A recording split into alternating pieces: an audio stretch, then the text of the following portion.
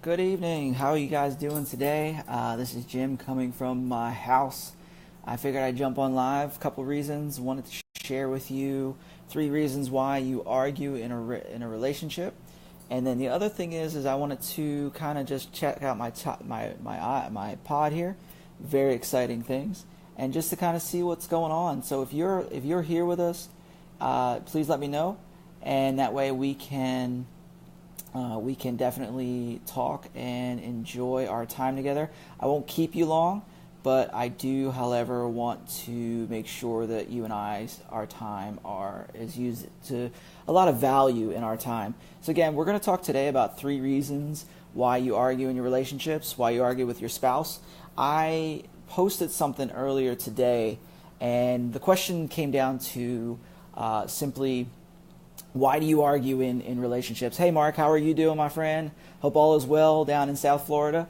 My drummer friend, there's Sean. Love to see you.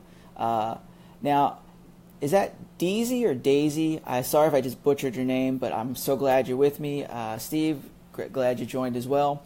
One of the things is I posted that question. I said, why do you argue, or what do you argue about inside of your marriage, inside of your relationships? And Julene, nice to see you. And there was a couple different things, and of course, the primary thing was people argue over money, and another one was people argue over their children, and then there was a couple other things in there, but money and children tend to be the number one thing that people argue about. If that's something that you argue about, why don't you throw it down into the comments and let me know. Say, hey, that's something I argue about as well. Because I'll tell you one thing, money is one of those things that I have a tendency to argue over. And the kids can be sometimes, but more or less our miscommunication is money. Let me tell you this. The first thing is that yes, you argue for lack of communication. And make sure, if you can hear me, make sure that you let me know. First time I'm using these little headphones. I want to make sure that I'm doing this okay. And then give me some hearts and some likes, and just let me know you're with me. Do some shares, hit some comments up. Let's have some incredible conversation here. But here's the thing. So I want to talk to you now for the next couple minutes on why you argue. And why you argue is, yes, it's lack of communication. Hey, Kira, nice to see you. Thanks for letting me know you hear me. I like using the headphones. I just want to make sure I can do that. Here's the thing.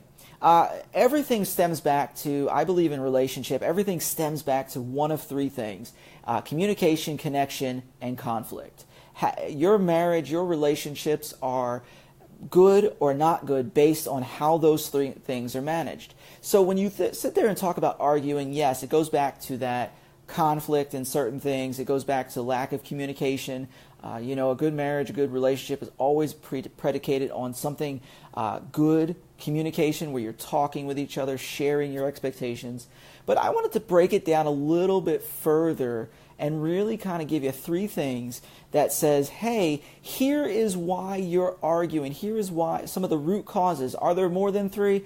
Absolutely. But I wanted to give down to the 3 that I thought were some of the most important there. And as we jump into this, remember, hit some likes, hit some hearts. Let me know you're here. Also share this. And if you have any questions as we go, throw it down in the comments. I want to give you the most value that I can give you and answer any question. And if you're seeing the replay, let me know in the comments anyway, so that way I'll engage you. It doesn't matter, live, replay. I talk to everybody. And every comment I get, I try to reply to. So here's the thing. So the first reason that I think that we argue in our relationships, and it doesn't matter if you're been married 10, 20, 30 years, or you're just newly married. The first thing is your past is informing your present. Your past is informing your present. And so when we go into these discussions, when we go into these relational issues, when we go into these things that are what I call high button questions or high button topics, such as finances, such as children, such as where's your future? These are high emotional questions because we have vested interest. You've got to understand that when arguing comes out, it's because your past is informing your present. And I would ask you this: was there something in your past that hurt you?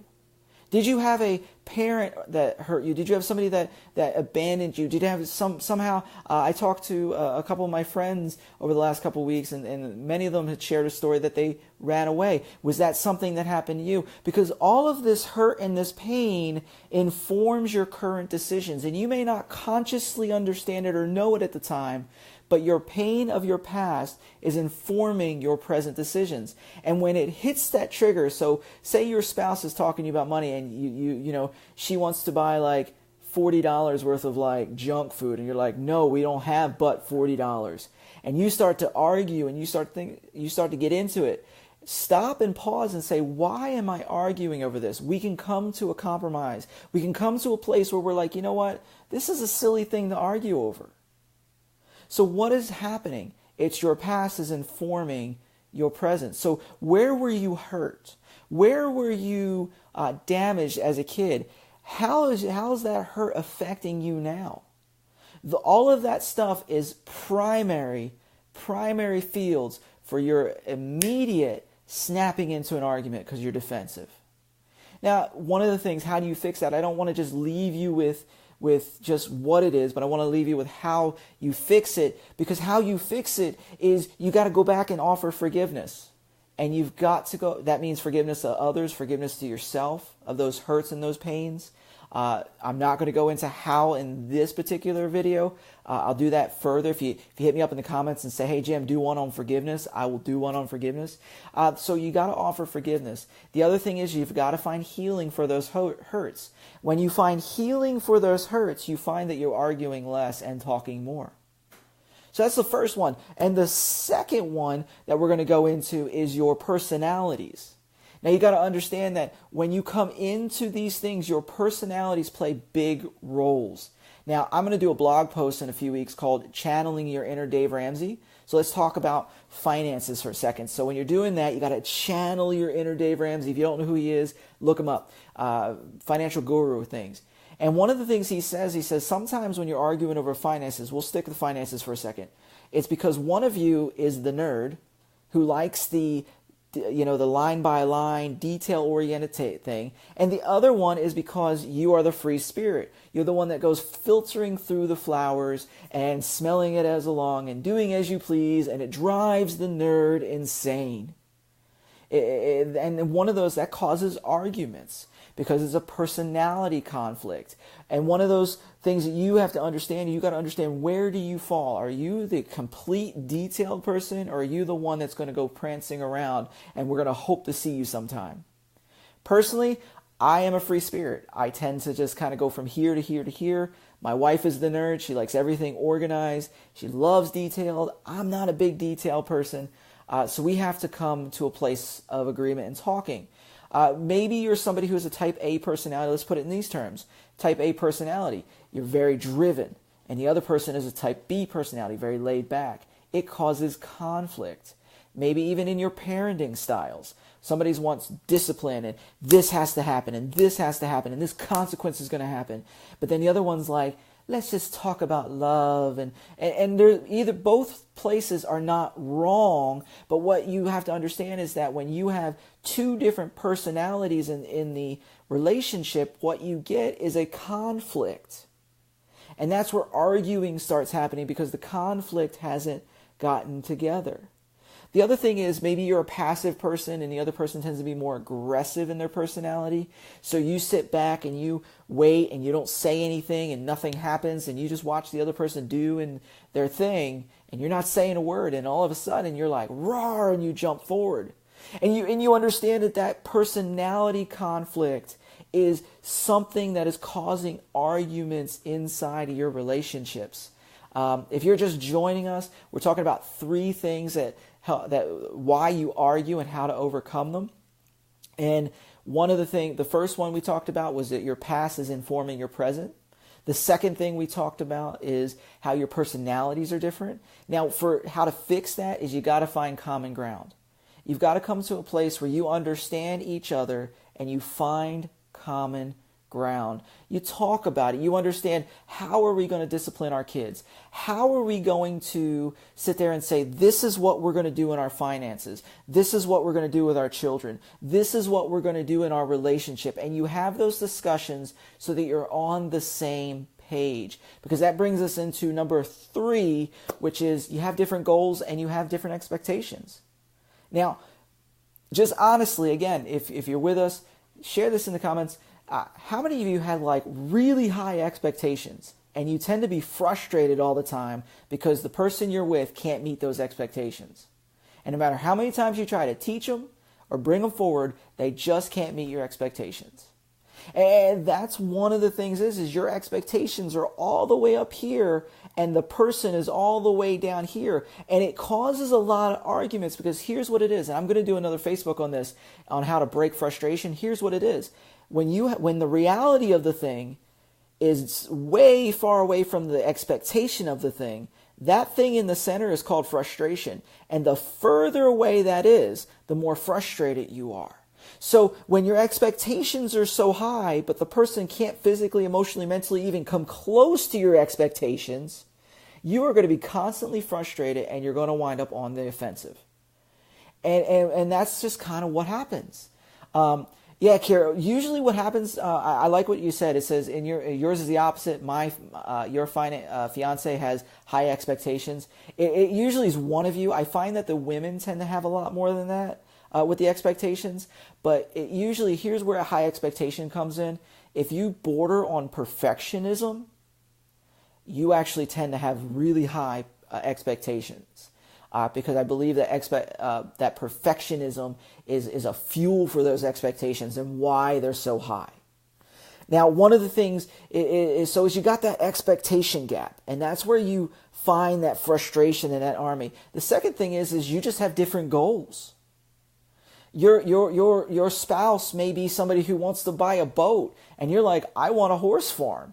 You may be somebody who says, I want to go on a vacation, and they're like, I don't want to go anywhere. It's just different goals. And that causes tension, and tension causes arguments. And you just see things differently. So how do you do that? You bring it, here's the how-to on that. You compromise. Wait, what do you mean? Yes, you compromise. It means you got to meet in the middle somewhere. So this is where communication gets incredibly important, because now you have to communicate your goals and you have to say, where am I going to give way so that we come together and close that gap? Now, if you're somebody who deals with high expectations, and Carrie, you may want to share this with your fiance, show them in this video. Here's the thing. What is the person capable of? And then bring your expectation down to what they're capable of. Not what you think they're capable of, but what they're actually capable of. So if you're marrying, or if you're dating someone, or if you're engaged to someone who literally cannot, no matter how many times you tell them, pick up his socks, then now having the expectation way out here is going to constantly frustrate you. So you got to come in the middle and meet somewhere in the middle. Maybe you get them to start with, and I say that because guys usually throw the socks around. Mine are all over the place, I think. But you bring it back to the middle and you say, hey, maybe you do 1 day, maybe you do 2 days, and help them grow from there. You see what I'm saying? So you bring it down to that expectation gap where reality is, and you bring them up. Now here's what I'm saying. Here's a little tidbit. Here's something that you don't want to miss. Bring the expectation down, but never bring your standards down. Okay? You don't want your standards to lower, but you want your expectations to lower. You don't want to be like, well, I'll accept if he's doesn't have integrity. No, you're always going to want to have them to have integrity. You always want them to be faithful. You always want them to cherish and honor you. So keep the standards high, but bring the expectation down on what you expect the day-to-day things to be. So just kind of recap. If you have any questions, shoot them down in that comments down there. Let's engage on the conversation, whether it be here or on the flip side of the video where you're watching this as a replay. So let me hit this real quick. The first one was that your past informs your present. How do you fix that? You offer forgiveness and you find healing. Okay. Again, let me go through them again. The second one was your personalities. And how do you do that? You find common ground, but you understand how each other work. And then the third one was you each have different goals and expectations, and this is where the how-to is you compromise, okay? So those are the three things in the how-to. If you want me to have a more in-depth videos, please hit that in the comments. I will go more in-depth with that because I want to make sure that you have the best relationships you can, that you are developed to be the best that you can.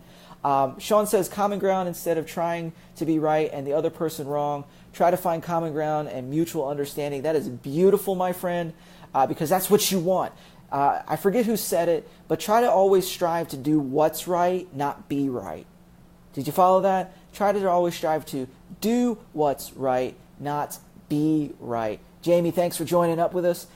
So those were the three things. If you're just now joining us and you missed those, I'm going to challenge you to go back, hit the replay button in a second when it's uploaded. Then do me a favor, hit some shares on me, hit some likes, hit some comments. Let's have interaction, guys. I want to be able to answer your questions. I want to give you the most quality stuff that I have and the most greatest tips and greatest insights that can help you have the best relationships that you can have, that will help you be the best version of yourself that you can be. That's my goal. That's my heart. Let me give you a plug on a couple things real quick. I just started a Facebook group. I'm calling it The Gathering, and what it is, it's a place where we can gather and we can talk through issues. It's going to be a sacred place, and I'm going to throw that in the comments. If you want to join that, please come in and join it. I would love to have you in there. We want to build this group to have a great community feel to it, to be able to share their stories, and to be able to gain tips and insights. I'm going to do certain live events in the group that are going to be really impactful that you will not get outside the group, and that's done on purpose because I want you part of my community. I want to build a community with you, okay? And the second thing is, guys, if you are interested, I think everybody needs a coach. I am here after 15 years of being a pastor, being in ministry. I'm kicking off my own gig as a coach. Maybe you've seen a lot of these videos around or a lot of my posts saying that. If you're looking for a coach, whether it be relational or even personal in your relationships and personal development, I have 15 years experience of doing this stuff. I would love to talk to you about some of that and see where we can go. I want you to be the best that you can be. I want your relationships to be most dynamic that you've ever had. Because why? Because you deserve it. Guys, I love each and every one of you. Thanks for joining in. You're going to see me a couple times a week because now that I have my tripod and I have hands free, I'm from Philly. I talk with my hands, and it's hard when you're holding a phone. So this is great stuff. Thank you so much, guys. I love you. Talk to you soon.